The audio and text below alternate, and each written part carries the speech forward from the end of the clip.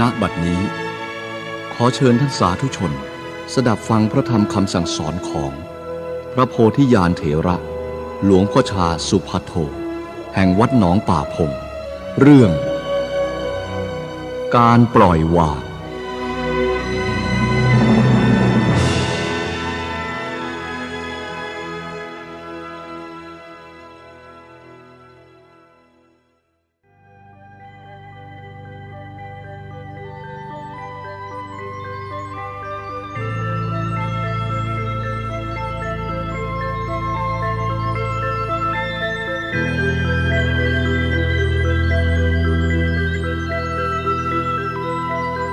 การที่เราอยู่ร่วมกันนี้จะต้องมีระเบียบ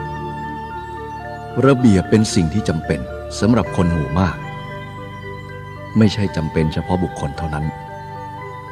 อยู่คนเดียวก็ต้องมีระเบียบอย่างพระวินัยสมัยก่อนนี้มีนิดเดียว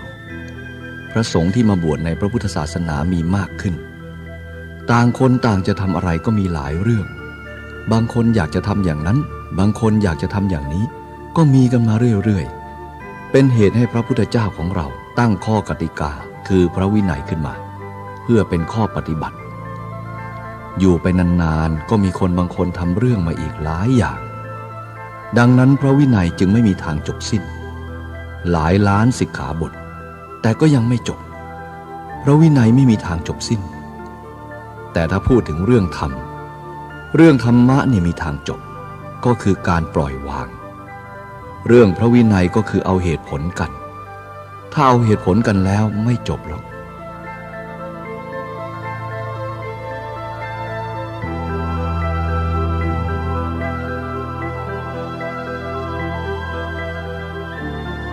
สมัยหนึ่งอาตมาไปบริหารพระ3 หรือ 4 องค์ไปอยู่ในป่าไฟไม่ค่อยจะมีเพราะอยู่บ้านป่าองค์หนึ่งก็ได้อ่านหนังสือธรรมะมาอ่านอยู่ที่หน้าพระประธานที่ทำวัดกันอ่านอยู่ก็ทิ้งอยู่ตรงนั้นแล้วก็หนีไปไฟไม่มีมันก็มืดพระองค์ที่มาทีหลังก็มาเหยียบหนังสือจับหนังสือขึ้นมาก็โวยวายขึ้นว่าพระองค์ไหนเนี่ยไม่มีสติทำไมไม่รู้จักที่เก็บหนังสือสอบสวนถามไปถึงพระองค์นั้นพระองค์นั้นก็รับปากว่าผมเอาหนังสือเล่มนี้ไว้ที่นี่ทำไมท่านไม่รู้จักที่เก็บหนังสือผมเดินมาผมเหยียบหนังสือนี้โอ้อันนั้นเป็นเพราะว่าท่านไม่สำรวมต่างหากเล่า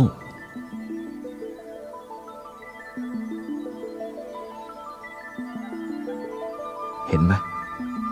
มันมีเหตุผลอย่างนั้นจึงเถียงกัน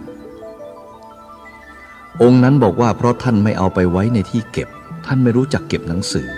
ท่านจึงไว้อย่างนี้องค์นี้ก็บอกว่าเป็นเพราะท่านไม่สำรวมท่านสำรวมแล้วคงไม่เดินเหยียบหนังสือเล่มนี้มีเหตุผลว่าอย่างนั้นมันก็เกิดเรื่องทะเลาะกันไม่จบด้วยเรื่องเหตุผล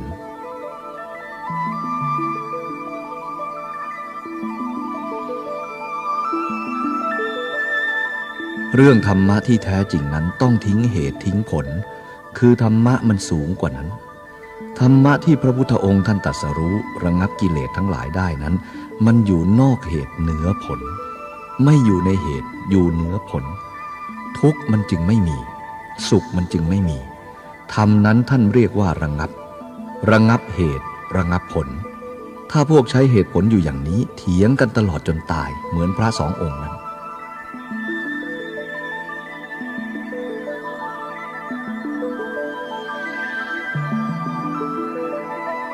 ธรรมที่พระพุทธองค์ท่านตรัสรู้ต้องอยู่นอกเหตุเหนือผล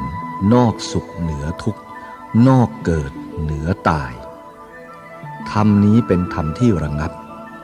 คนเราก็มาสงสัยอยู่นี่แหละผู้ชายยิ่งสงสัยมากความสงสัยในตัวสำคัญมีเหตุผลอย่างนั้นอย่างนี้มันจะตายอยู่แล้ว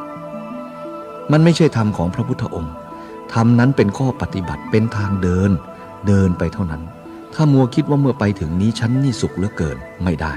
ฉันนี่ทุกข์เหลือเกินไม่ได้แต่ถ้าฉันไม่มีสุขไม่มีทุกข์นี่คือมันระงับแล้วสงสัยไม่มี พ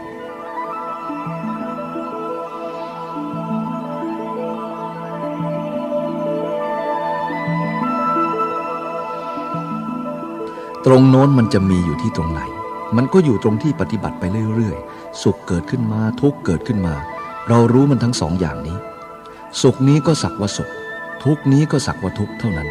ไม่ใช่สัตว์ไม่ใช่ตัวตนเราเขาธรรมนี้เกิดขึ้นแล้วดับไปเกิดขึ้นมาดับไปเท่านั้นจะเอาอะไรกับมันสงสัยทำไมมันเกิดอย่างนั้นเมื่อเกิดอีกทำไมมันไปอย่างนั้นล่ะสงสัยอย่างนี้มันเป็นทุกข์ปฏิบัติไปจนตายก็ไม่รู้เรื่องมันทำให้เกิดเหตุไม่ระงับเหตุของมัน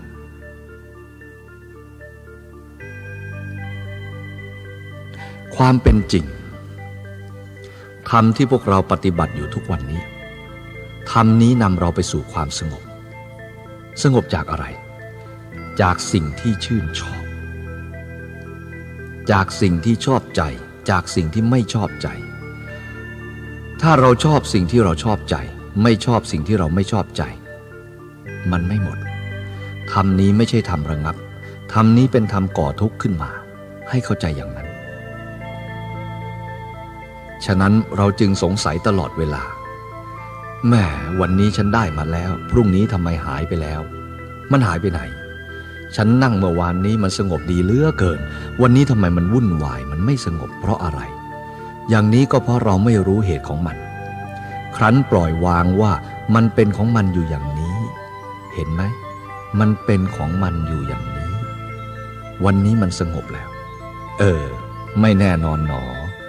เราต้องเห็นโทษมันอย่างนี้สงบแล้วมันก็ไม่แน่นอนฉันไม่ยึดมั่นไว้สงบก็สงบเถอะความไม่